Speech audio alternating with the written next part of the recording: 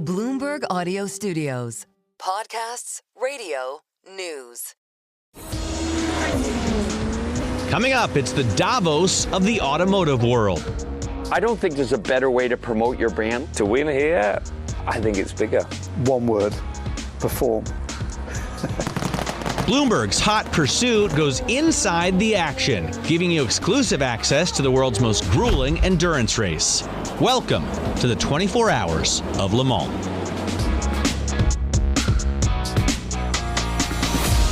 Welcome to a special edition of Hot Pursuit. I'm Matt Miller, along with Hannah Elliott.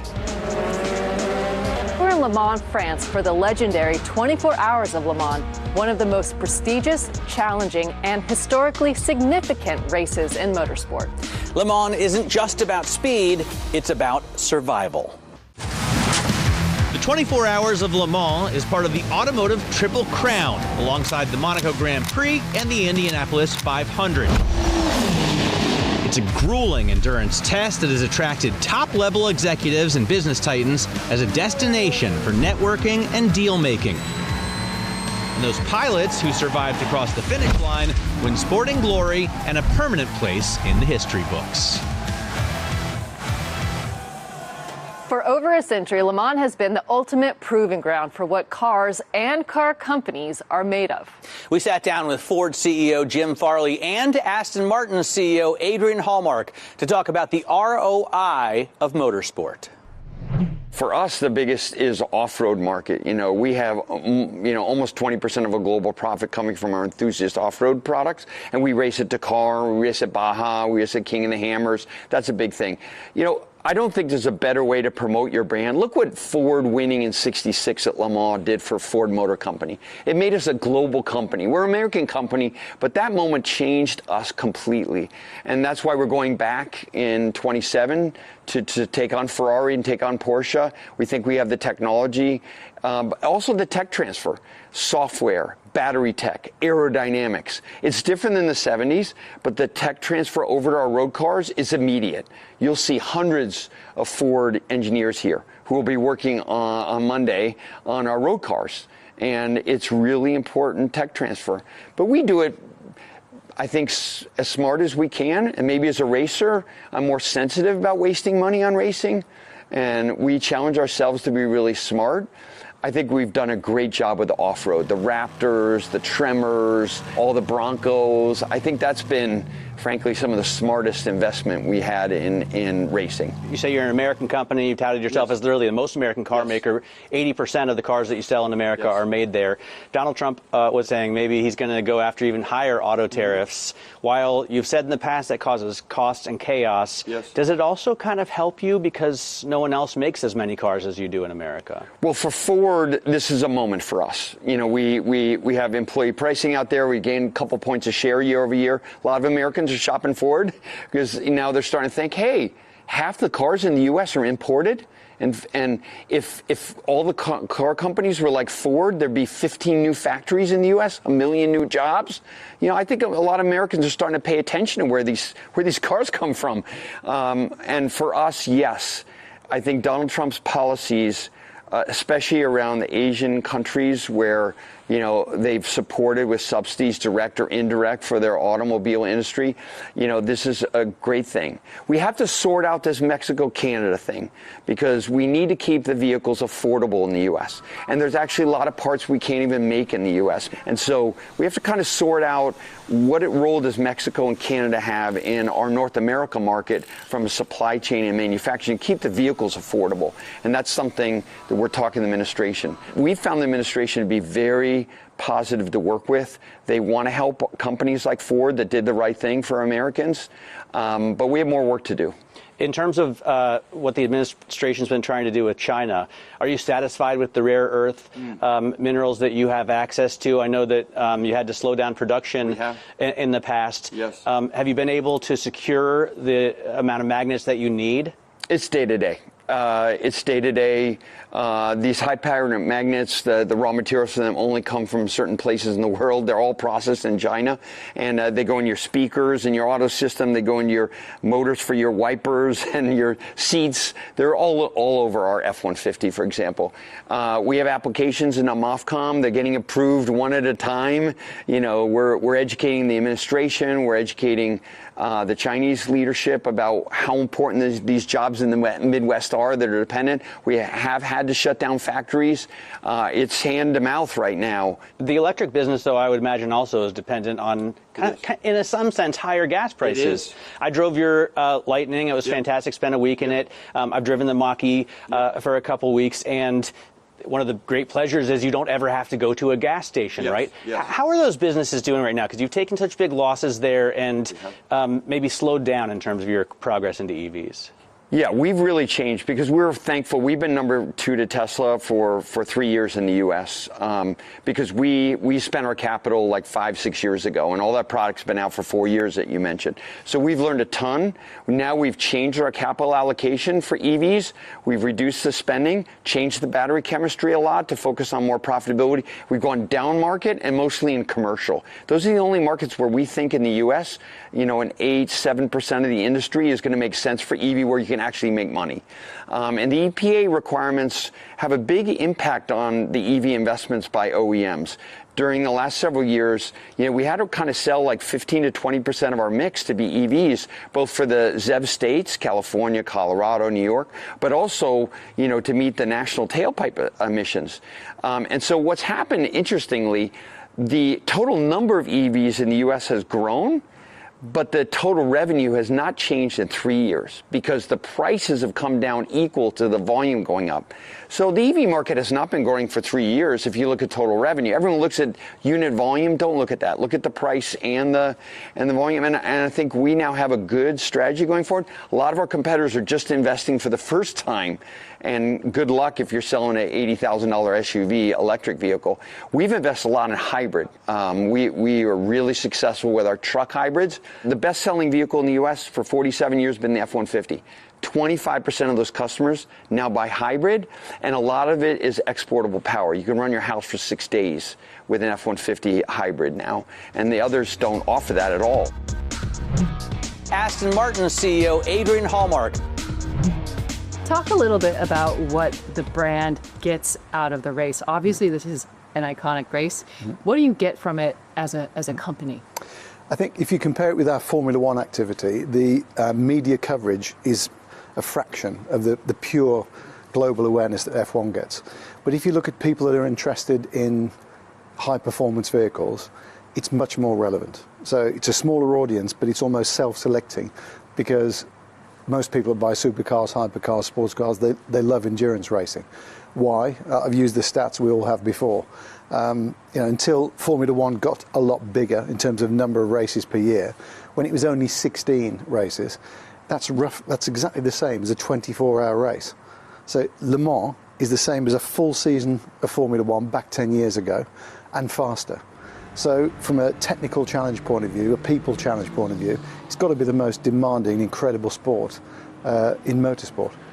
Talk to us a little bit about sustainability at Aston Martin. Where are you guys with sustainable powertrains, and what are you taking from the racing that we might see in the cars in the future? So I think from a Le Mans point of view, it's probably the furthest away from our sustainability strategy. Why? We have no hybrid. We've gone for a naturally aspirated 12-cylinder engine, which is what makes the Valkyrie Le Mans car so incredible. There's nothing else on the track like it. But if you go to the road cars, we've just launched Valhalla. It's a hypercar. It's 2.6 seconds to 62 miles per hour, over 1,000 horsepower, carbon fiber tub, hybrid system, front electric axle, high power V8 engine, and a motor in the gearbox too. Combination well over 1,000 horsepower. That's our first plug-in hybrid for the road as a regular car. Over the next 5 years, all of our cars will be hybridized. And then within the 10-year window, we'll have launched 1 or maybe 2 electric vehicles. But we certainly see for the next 10 years, until 2035, let's say, The majority of our business now will be electrified combustion engine systems that massively reduce real world emissions, but also give, more importantly, way more horsepower than the current products. And that's the direction that we've taken. I sat down with Lawrence Stroll at Q, or whatever you call your Aston Martin shop in New York on 57th and Park, and he was doing with me the back of the napkin math of what Aston Martin could be if it got even half of a Ferrari valuation. I'm sure that's the goal that you're aiming for as well. What are your plans to get there? I mean, what do you have to do to get investors to attribute that kind of valuation to Aston Martin? One word: perform. As a company, we've been around for 112 years, and it's been a rocky journey for that 112 years. The brand has endured. It's got a fantastic reputation. The response that you get in an Aston Martin is unlike anything I've experienced. And I've been with great German brands and another great British brand for combined 25 years of my life. You can't stop at a gas station or at a hotel without somebody taking a picture of you or asking you a question about the car. It's phenomenal. So the brand power is there. What we need is a consistent approach to product development, which under Lawrence and that new investment approach has begun. The first 5 years, if you look at what we've refreshed and what we've delivered, Vanquish has knocked it out the park. We're beating the Italian competitor in road test, hands down. That's never happened before. We've been accredited being better looking in certain products, but never on a track in absolute extreme conditions. The Aston's the best. So we build cars that work, they look fantastic, but we've really got to now, with this transition between the current product range, the hybrid range and electric, we've got a whole strategy, which I can't talk about in detail today, which will rely on less volume growth, more quality of margin, quality of business, operational excellence, all the quite boring stuff that makes great companies even greater. We've all done it before, and that's what we intend to do here. So we've got the brand, we've got the performance, we've got the design. We've now got to make the business as beautiful as the cars. Up next, we'll go one-on-one with racers behind the wheel.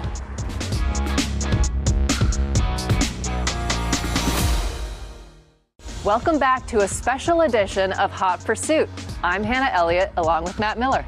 For racers, Le Mans is where legends are made. We caught up with Formula One world champion Jenson Button, as well as Michelle Gatting, a member of the Iron Dames all-female auto racing team. We talked about what makes this race so different than any other. Tell us a little bit about the difference between what it takes to be a great endurance driver versus F1 driver. I know it's a slightly different skill set. F1 driver, it's the most selfish role possible in sport. Say more. Because it's all about you. Wow. The team will say, you're racing for this team, you've got to put the team first. But we all know that the driver is racing for themselves, because you win a championship and your main competitor is your teammate, who is in the same car as you, and he's the person that you have to be. He's the one you get judged against. So you have to be selfish, and that mentality was very difficult for me for when I got married and I had kids, and suddenly you're the least most important person in the household. So getting over that selfishness was quite difficult for me, and it did take a moment. Endurance racing is very different, because you have to work with your teammates. You've got to work with your team to develop the car. And compromise. Compromising is something that you're not very good at doing as an F1 driver. Endurance driver, it's all about compromise. It's about getting your teammates to your level or even higher than where you are, because then even if you're the slowest guy in the car, you're quick. You must work on maximizing your strength for those 45 minutes or whatever. And here, you have to wake up at 3 in the morning and get back in the car. What is it like driving at night, driving when you're tired? What is it like seeing the sun rise as you're, doing, 185 miles an hour down a straight? At Le Mans, you are always jet lagged, basically. That's the feeling that you have when you're driving the car. You're jet lagged. That you're slightly off, always slightly off. If you're lucky enough to get in at the start of the race, that's probably the only time that feels normal. The love of this race for me is sunrise, sunset. that just blows my mind. When the sun drops and darkness falls, the circuit comes alive. It becomes quicker, the wind drops, the cars are a bit easier to drive, but you have to get used to that change in light, which is also very difficult. And I don't know if you've noticed, there's a lot of bugs here at the moment. So we got, So like after 2 laps, you have a covered windscreen, and trying to look through that when the sun's in your eyes, it's not easy. So sunset's great. Sunrise, the best moment of the race. It really is. When the sun rises and you see how dirty the cars are, you've come through the night. You kind of feel like you're at the end already, even though you have another 10 hours to go. So that moment is a very special moment, knowing you've got through the night. If you've not had issues, you're still in with a chance of a win. Michelle Gatting, a member of the Iron Dames all-female auto racing team. The Iron Dames was born in 2018. It's an all-female project that is supporting women in motorsport, not only as drivers, but as engineers, mechanics, on the marketing side, because the sport it's huge, and it needs people like women as well. And the project is special because we are an all-female lineup, sharing a car, three women racing against all the others. In the end of the day, like we always say, when we put the helmets on, we are race drivers like anybody else, but we definitely want to give female drivers a chance to be seen out there, because that's what's been missing over the years. And I think what the project has been doing since the very beginning in 2018 is really been showcasing that women can compete on the same level as men in the highest level of endurance racing. We have won races in the World Championship, in the European Championship, and we are proving that we can race alongside the men and we can beat them. I just want to ask, because I have a couple of daughters at home, 4 and 1. They're watching racing with me every weekend. What do I do to get Edna and Lola into this sport, to get them prepared and hopefully to a higher level? Well, the first thing you should do is bring them to a race. Bring them down to the Iron Dames garage and show them that there are 3 ladies there who is proving to your girls that it's possible, because we had a dream when we were their age, Back then, when I was very young, it was difficult to have somebody to look up to in terms of female drivers, because there was not really any. Now, hopefully, we are the drivers that your 2 daughters can look up to and say, yeah, but they are doing it. Because with hard work, dedication, and passion and commitment, you can do whatever you want in life. And this is what we want to showcase with the Iron Dames project. That's it for this edition of Hot Pursuit. Thanks for joining us. Tune in to see more of Hannah and me on our Hot Pursuit podcast, wherever you get your podcasts. This is Bloomberg.